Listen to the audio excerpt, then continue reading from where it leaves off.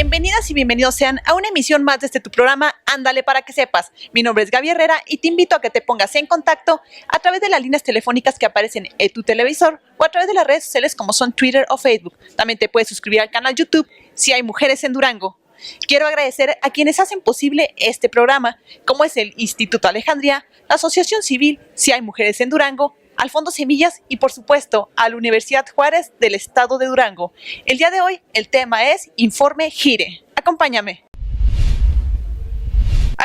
a ver la siguiente entrevista a la licenciada Rebeca Ramos Duarte, coordinadora de Políticas Públicas de Legislación e Investigación Gire.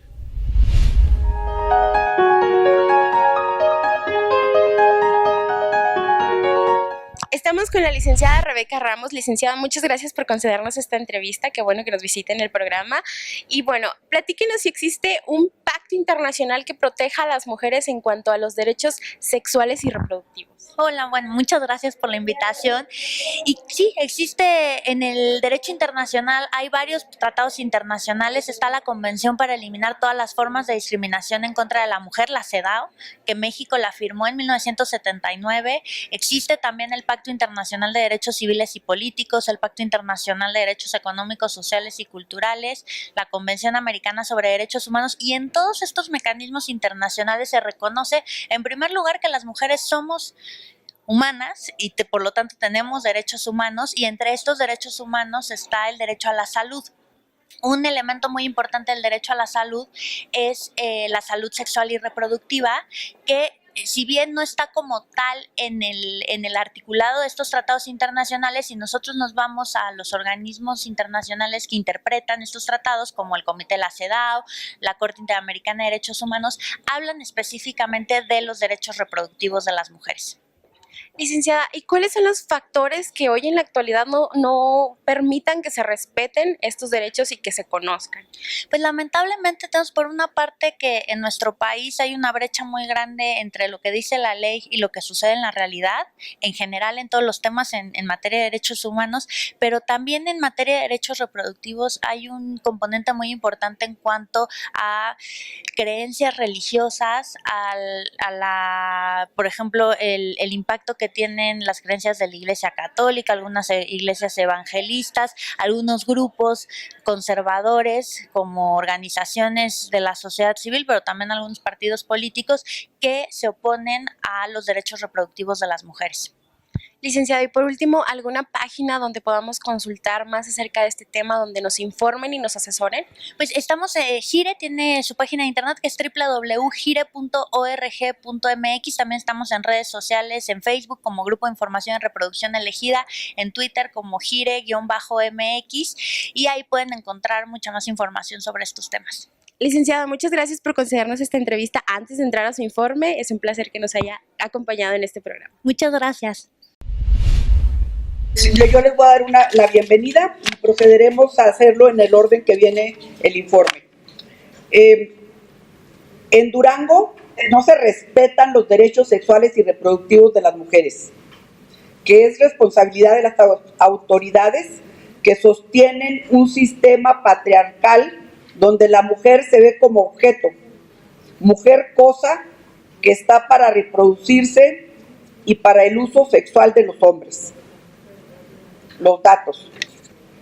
En los 6 años de gobierno anterior se denunció una violación sexual cada tercer día.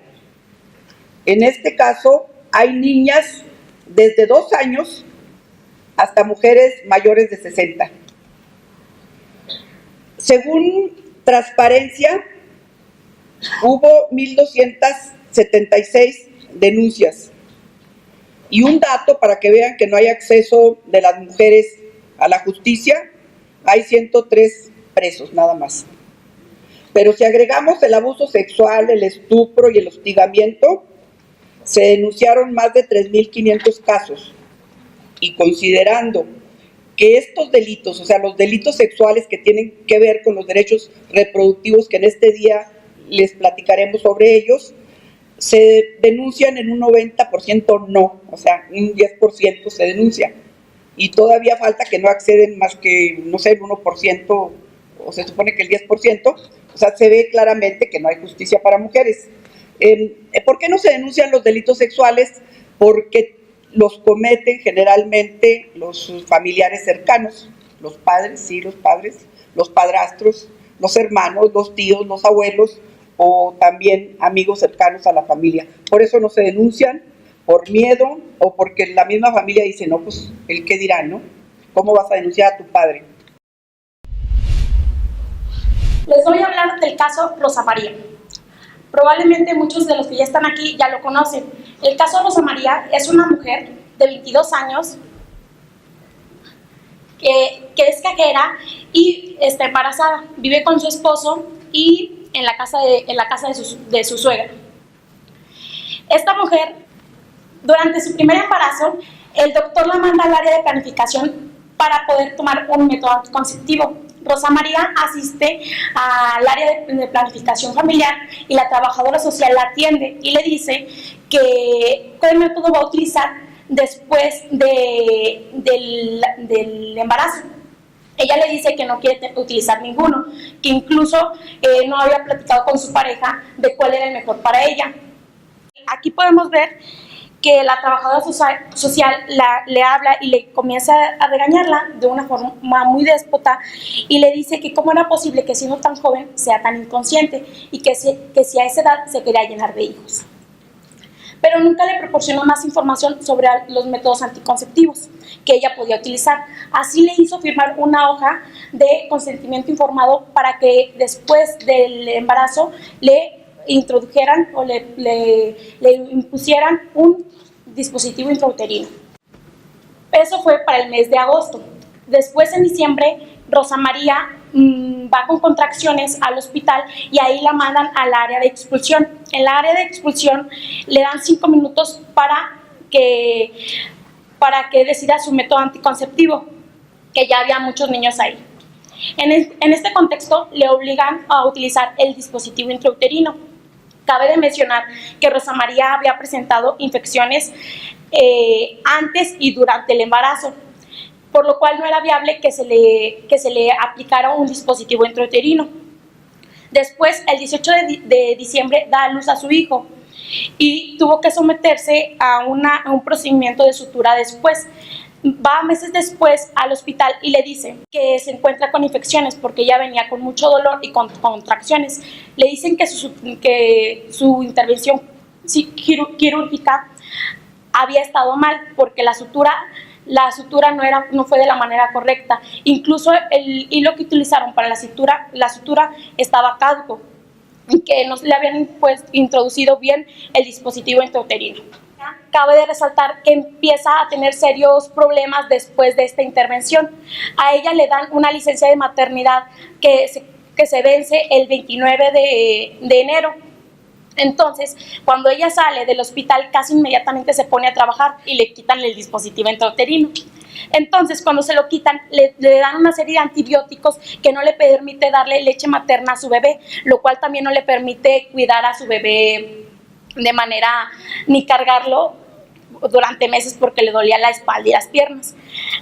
Les explico el caso Rosa María porque es el conjunto de violaciones de derechos humanos que enfrentan las mujeres de México en relación con la reproducción. Es como buscar, recibir y difundir información, ideas de cualquier índole de medio de expresión, y el derecho a la vida privada, que se encuentra reconocido en los diversos tratados de los que México es parte, como en el artículo 11 del Convenio de América sobre los Derechos Humanos, en el artículo 17 del Pacto Internacional de los Derechos Civiles y Políticos.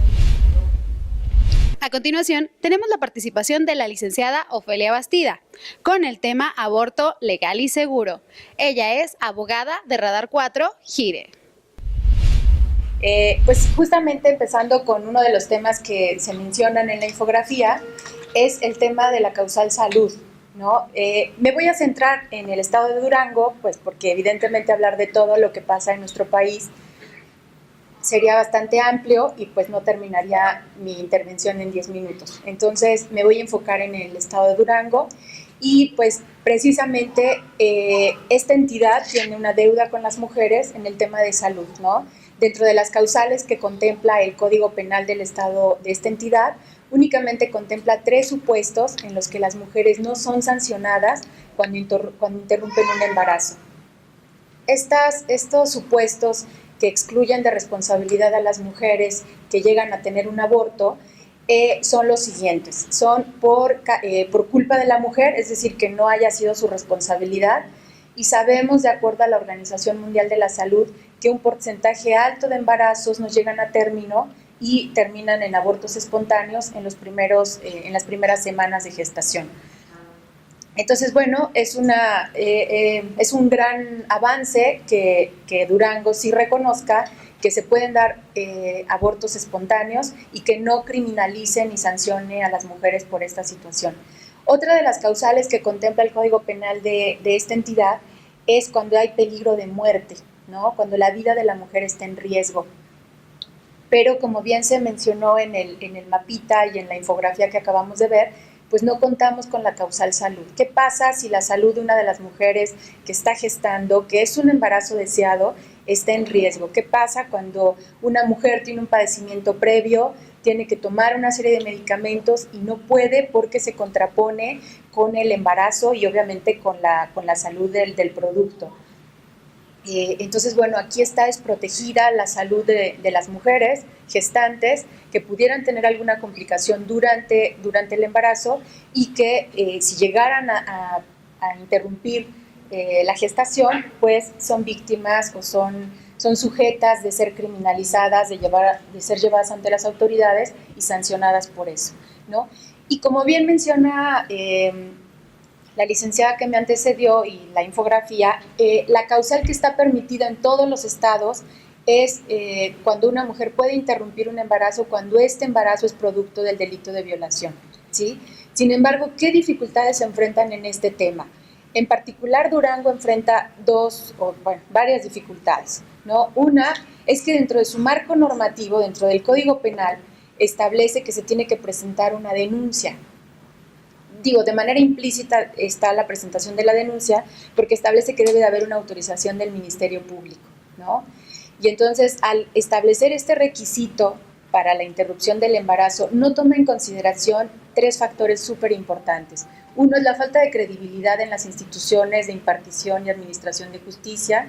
Otro es el nivel de impunidad que hay en nuestro país y la cifra negra que no toma en consideración. Sabemos que un alto porcentaje de delitos no son denunciados, ¿sí? Que las denuncias no llegan, en realidad las víctimas no llegan a las instancias de justicia para denunciar lo que vivieron.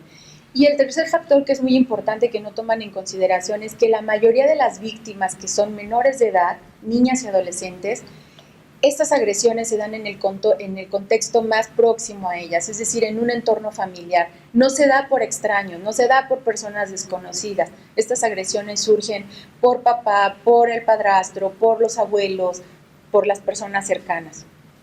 ¿Y qué pasa cuando dentro del ámbito familiar se dan estas agresiones?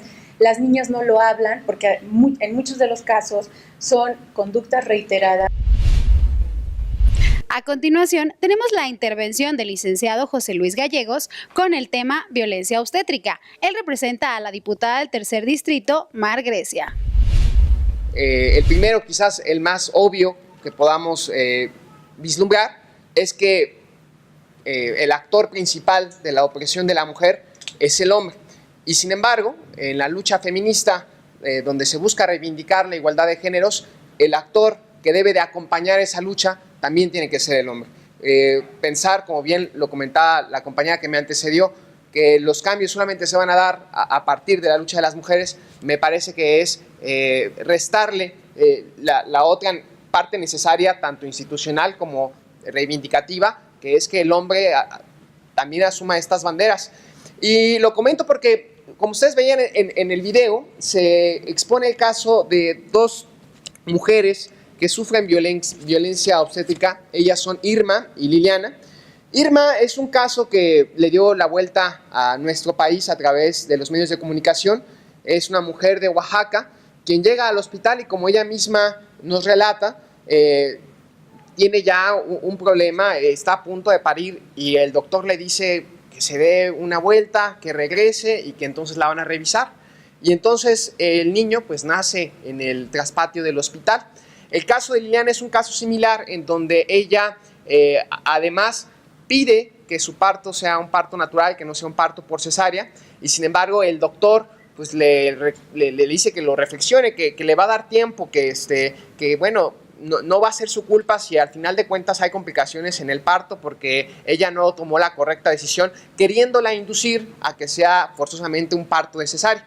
¿Y esto de qué nos habla? Además de una violencia obstétrica, que hay que mencionarlo, la violencia obstétrica puede ser desde un aspecto físico, pero también puede ser desde un aspecto psicológico, que es lo que comúnmente más se invisibiliza. Y en este caso además tenemos el hecho de que son dos hombres, dos figuras masculinas, que además desde una posición de conocimiento, desde un saber, desde una epistemología en donde él sabe qué es lo que la mujer necesita y cómo debe de ser su parto, busca imponerle estas condiciones. Y esto me parece fundamental que lo hagamos visible porque el caso de Irma y de Liliana, como bien se expone, no es un caso particular.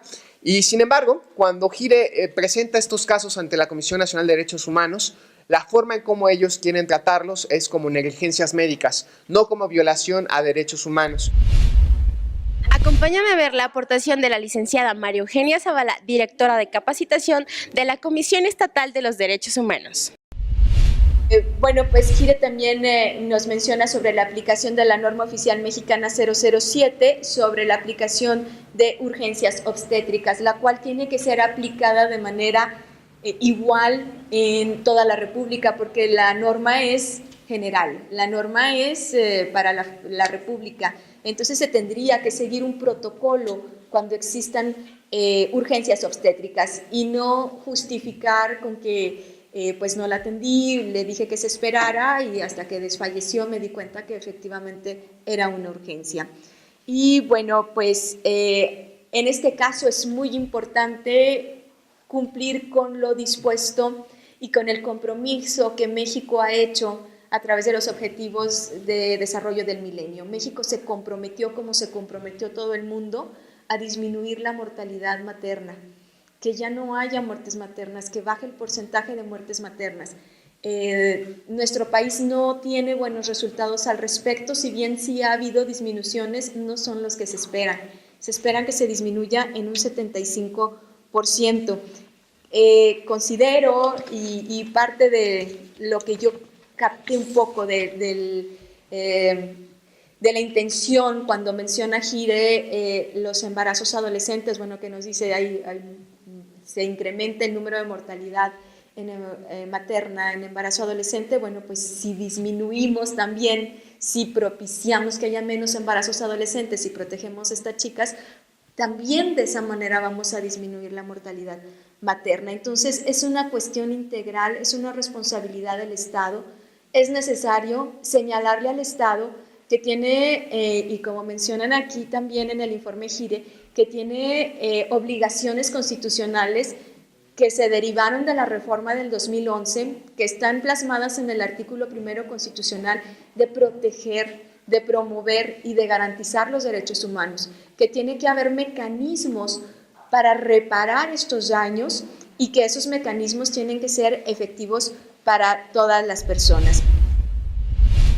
A continuación tenemos la colaboración de la doctora Concepción Félix Corral, catedrática del Instituto Tecnológico de Durango e integrante de la organización Si hay mujeres en Durango. Ella nos trae el tema vida laboral y reproductiva.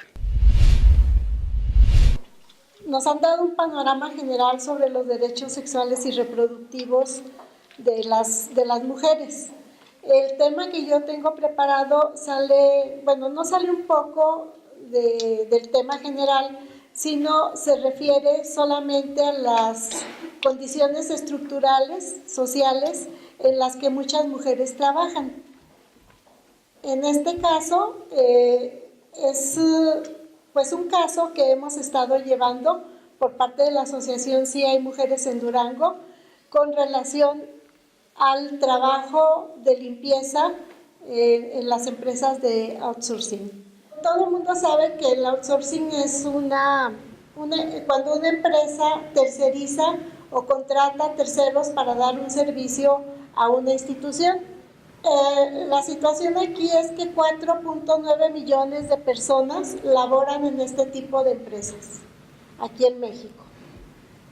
Este tipo de trabajo representa una clara muestra de la precarización del trabajo que trae aparejado pues el modelo neoliberal, y que muchas mujeres a las que no se les respetan sus derechos sexuales y reproductivos, pues tampoco se les respetan sus derechos laborales. Este tipo de empresas pues son predadoras porque de lo que reciben, y tenemos pruebas de ello, en uno de los casos que hemos estado llevando aquí en Durango, el 40% o el 30% se va al pago directo de los trabajadores y lo demás se queda quien hace el trabajo, la empresa que hace la subcontratación. Esas son las características que nos han reportado las personas que trabajan bajo estas circunstancias. Mal pagado, no respeta derechos laborales, despido injustificado, desocupación temporal sin liquidación por una temporada y luego la recontratación. Si alguien pide su seguro, porque uno de los derechos básicos que no se respetan o se dan hasta los 3 meses, cuando la ley claramente estipula que son 5 días para dar de alta a los trabajadores en el seguro, lo hacen a los 3, a los 6 meses, y nos hemos encontrado casos, están laborando año y medio y no les han dado el seguro. Aparte no se pueden quejar porque entonces las despiden, o siempre tienen la espada de Damocles del despido colgando sobre su cabeza. Nosotros como asociación hemos realizado algunas acciones a este respecto. Vimos el caso de unas trabajadoras que inclusive sufrieron maltrato físico por parte de los trabajadores regulares de la institución donde se trabajaba, pero además nos dimos a la tarea de hacer un pequeño sondeo, un sondeo muy leve en 4 empresas para saber si eran iguales sus circunstancias. Y bueno, en algunos casos pues ya son mayores de edad, porque también el rango de edad de las mujeres que están trabajando en esto pues son ya no están en edad reproductiva. De los 22 casos, hay 3 personas de 18, luego pasa la de 29, pero ya todas las demás están cerca de los 50 o más de 50 años, por lo que ya no están en edad reproductiva y sin embargo siguen teniendo obligaciones con dependientes económicos menores de edad.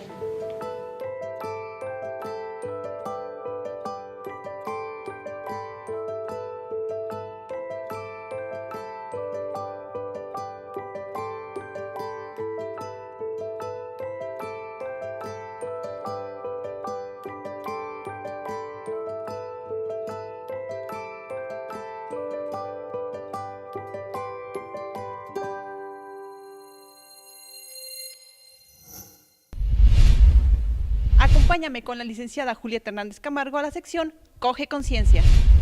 Hola, ¿qué tal? En esta ocasión nuestro programa está dirigido al Grupo de Información en Reproducción Elegida, AGIRE, y a la presentación de su informe Niñas y Mujeres sin Justicia en cuanto a sus derechos reproductivos.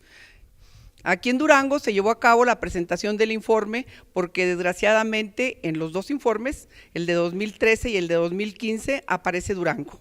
Aparece Durango como un violentador de los derechos reproductivos de las mujeres, o como lo decimos aquí, de sus derechos humanos, sus más humanos de los derechos, que son los derechos sexuales y reproductivos. En este informe vienen los 2 casos de muerte materna de Cecilia y de Lupita.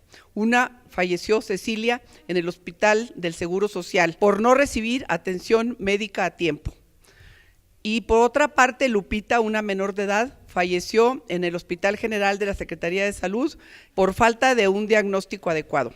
En otros temas también, en el derecho al aborto legal, la violencia obstétrica, en todos los temas que presenta en su informe GIRE hoy, este día, y que se los compartimos a usted, en todos los temas que maneja GIRE, tiene casos Durango. Conozcamos los derechos sexuales y reproductivos, los más humanos de los derechos y que nos afectan a nosotras las humanas. Vamos a tu sección donde nos hablan de la seguridad de la vida cotidiana. Esto es Ándale por tu seguridad.